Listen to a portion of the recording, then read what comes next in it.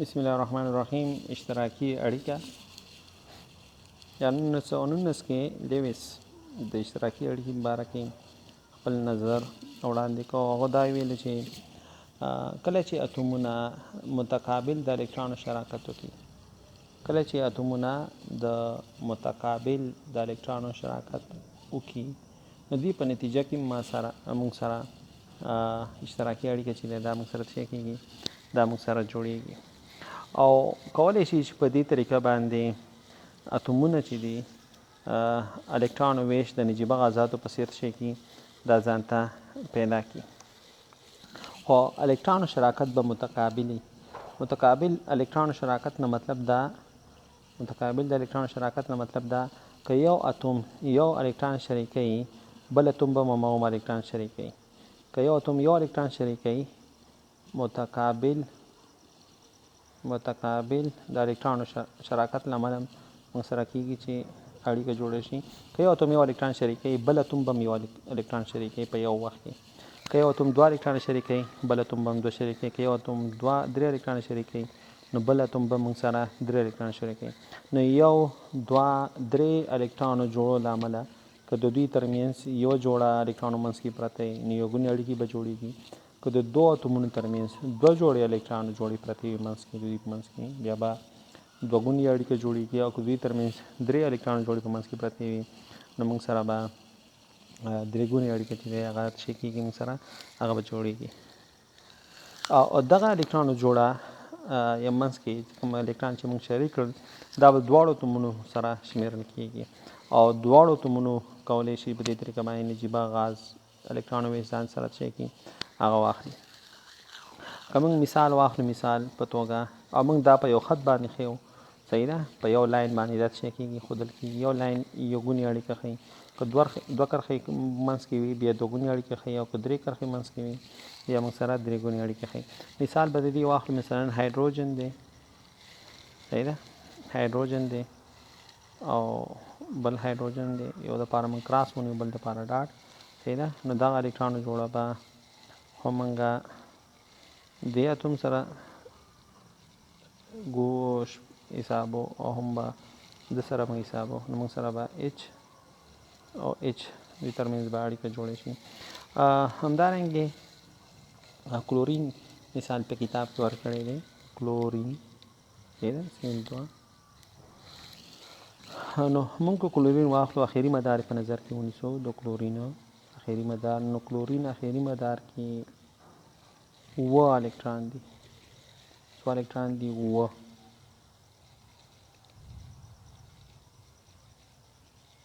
د 4 5 6 7 دا یو کلورین دی. همدارنګې یو بل کلورین هم دی موږ سره، یو بل کلورین هم دی، او د هغه هم په اخري مدار کې موږ سره 7 الکترون دي. اخري مدار هم خالي ونیو، صحیح ده، د 5 د 6 د 7. کله چې دا رایوځای شي، دا دواړه اتومونه دا دواړه رایوځای شي،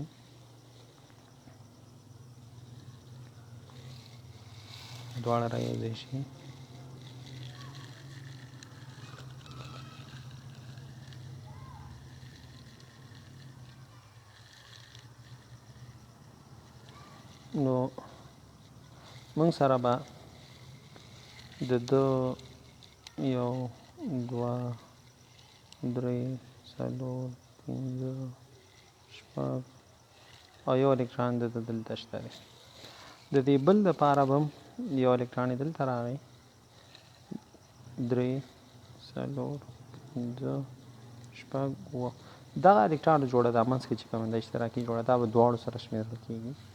هم به دې کلورین سره شمېرل کېږي، هم د کلورین سره. نو د الکترونو ویش هم چې دی ما سره NH2 NP 6 شو، او د الکترونو ویش هم NH2 NP 6 شو. دا الکترون شکل که بیا موږ بیا واخلو،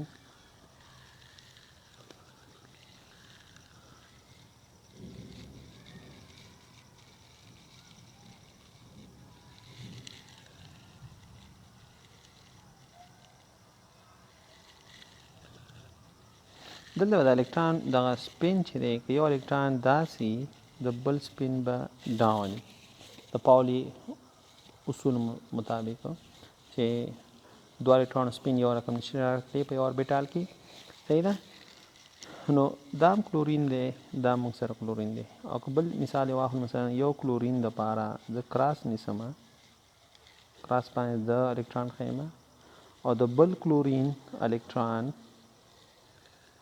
بل کلورین الکترون زه په ډاټ ښیمه صحیح ده او یا دواړه کلورین دپاره زه کراس نیسمه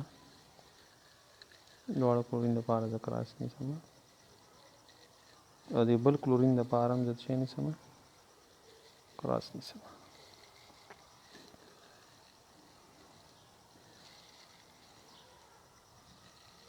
صحیح یا دواړو دپاره ډاټ نیسم دا ټولې طریقې دي موږ سره د دې دپاره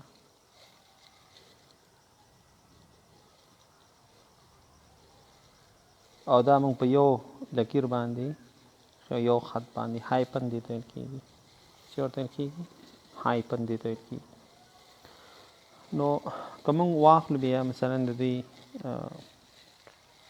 نو د الکترونو دغه وریځ چې ده دا موږ سره منځ کې به ډېرې الکترونو دغه چې دلته به دا کثافت د الکترونو کثافت به دې ځای کې موږ سره شي الکترونو کثافت به دلته زیات دي ځکه دا دوه هستو ترمنځ ده صحیح ده دوه هستو ترمنځ فاصله ده یو هسته ځان ته د الکترونو دغه وریځ راکاږي دا بل یې ځان ته راکاږي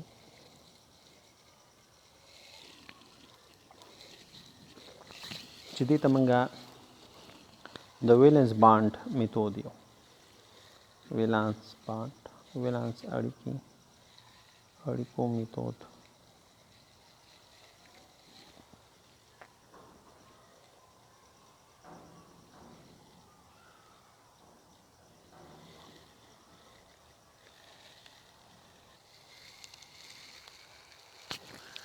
همدارنګه که موږ اکسیجن واخلو اکسیجن اخري مدار کې شپږ الکترون دی او د یو بل اکسیجن دی د هغه په اخري مدار کې شپږ الکترون دی صحیح نو دوی ترمنځ به اړیکه چې ده دوی ترمنځ به اړیکه چې راشي دوه ګونې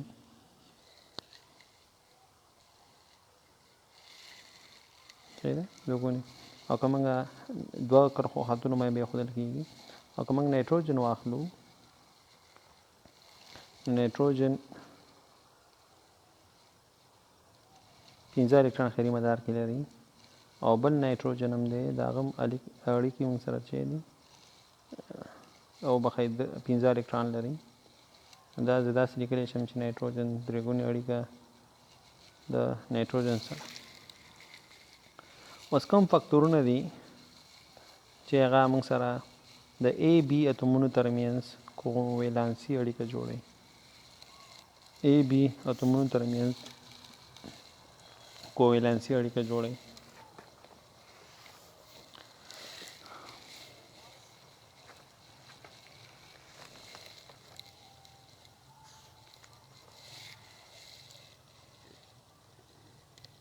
فکتورونه چې په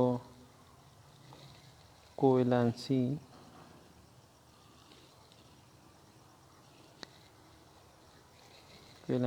اړیکې باندې اغېز کوي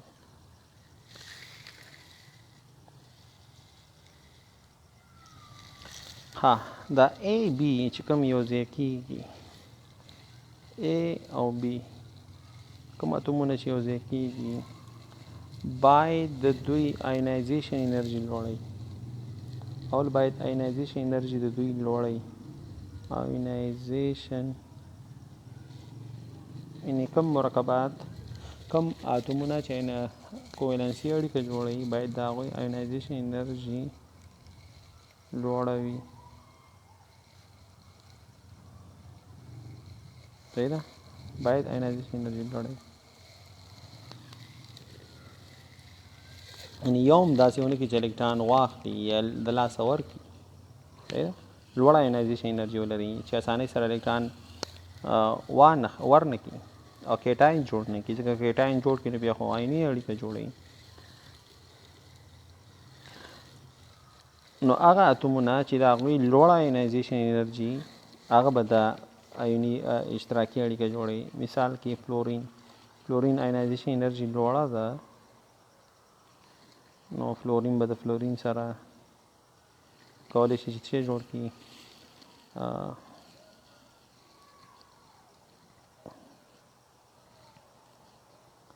اشتراکي اړیکه جوړه کړي صحیح ده همدارنګه کلورین د کلورین سره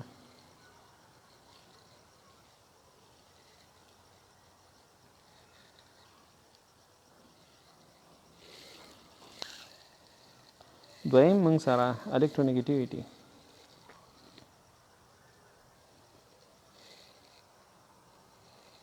دویم چې دی الکترو نیګیټیویټي باید الکترونیګیټیویټي د A B دا باید یو بل ته نږدې صحیح ده د A او د B اتومونو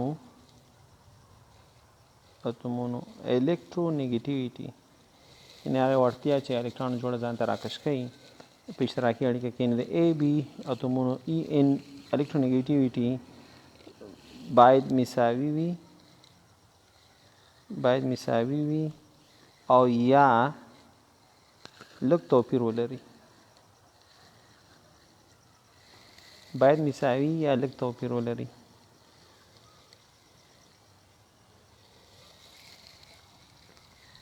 نو کله چې د یو شان اتومونو څخه جوړ شي مثال په توګه هایدروجن او هایدروجن څخه نو دلته د دواړو الکترونیګیټیویټي یو شان ده صحیح ده نو دلته به 100% اشتراکي اړیکه جوړه شي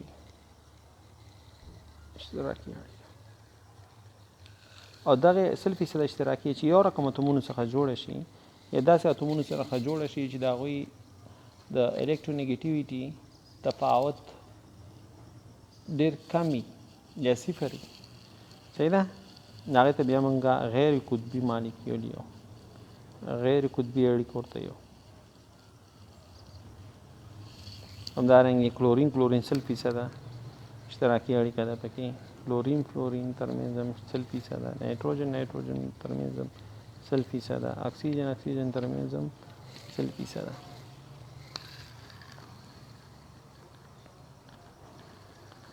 نو اشتراکي اړیکه چې کله موږ سره جوړه شوه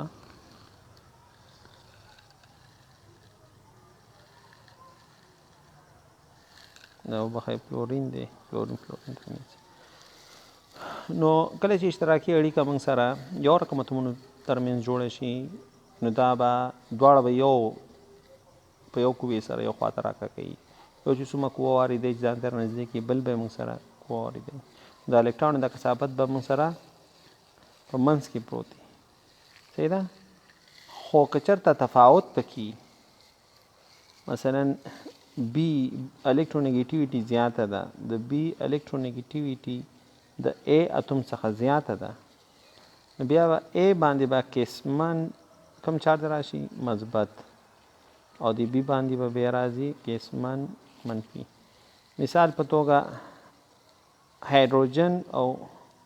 هایدروجن موږ سره یو الکترون لري او کلورین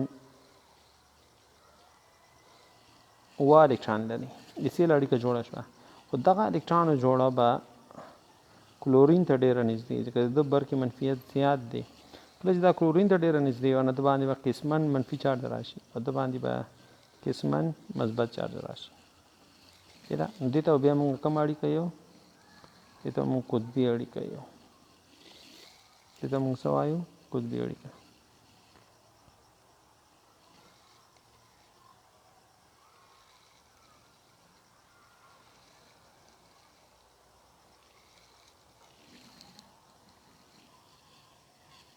نو اشتراکي اړیکې به د برقي منفیت په لحاظ سره دوه قسمه یو به غیر قطبي یو به قطبي.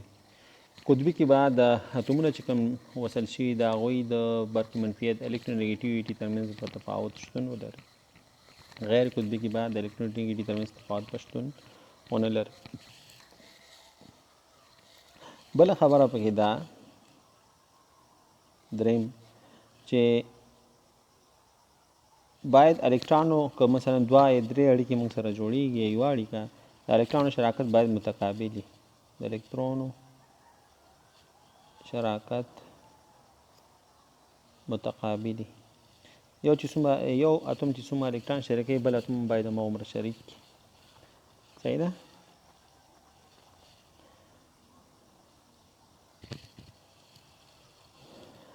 څلورمه خبره مثلا هایدروجن یو الکتران شریکوي نو بل هایدروجن هم باید یو الکتران شریک کړي یا کلورین. صحیح ده؟ که اکسیجن یو الکتران دوه الکتران شریکوي بل اکسیجن هم باید دوه الکتران شریک کړي.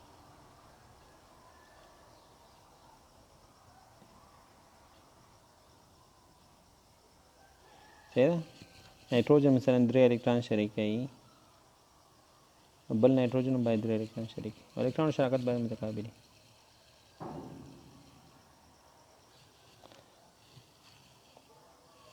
څلورم دا دی چې کله د اټامیک اربیټالونه اتومي اربیټالونه یا د اتومونه چې یو ځای کېږي او موږ سره مالیکیول جوړوي اشتراکي جوړوي دوی سپین باید مخالف وي. سپین چې کله دوی اړیکه جوړه کړه باید سپین مخالف وي. که سپین دواړو یو شان وو نو بیا موږ سره مالیکیول یا اړیکه چې ده دا بیا نه جوړېږي.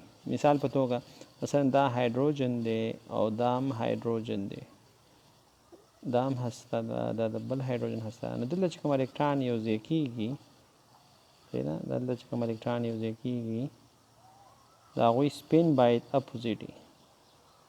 سپین باید شي اپوزیټ وي مخالف وي مخالف الجهت سپین ولري. که د دواړو سپین داسې یو په دې اربیټال کې یا دواړو سپین داسې یو بیا به نو بانډ اړیکه به بیا جوړېږي نه. نو موږ کولی شو چې موږ داسې واخلو چې دا اشتراکي اړیکه دا یو اتوم دی او دا موږ یو چې دا اړیکه داسې ده لکه فینر سره چې وصل وي. صحیح ده؟ نو دا فینر سره په خاص تعادل سره وصل ده. نو که چېرته دا موږ غځو مثلا دا فینر غځو نو دغه الکتران وریځ دا او د هستې ترمنځ جذب قوه راځي نو بیرته دې حالت له راوړي. صحیح ده؟ او که دا موږ رانږدې کړو صحیح ده؟ که دا موږ رانږدې کړو صحیح ده؟ نو دلته هستو ترمنځ جذب قوه پیدا کېږي. د هستو ترمنځ جذب قوه پیدا کېږي او بیرته موږ سره د تعادل حالت له اصلي حالت راوړي. نو که رانږدې کې دا دواړه اتومونه رانږدې کې هستو ترمنځ جذب قوه پیدا کېږي نو بیرته اتومونه یو بل نه لرې کېږي. او که ډېر لرې شي بیا صحیح ده نو دا وریځ الکتران وریځ او هستې یو بل ته راجذبوي نو بیرته یو بل ته رانږدې کوي. نو دا موږ یو سپرینګ یو فینر غوندې دا موږ د دې د اړیکه داسې تصور کولی شو.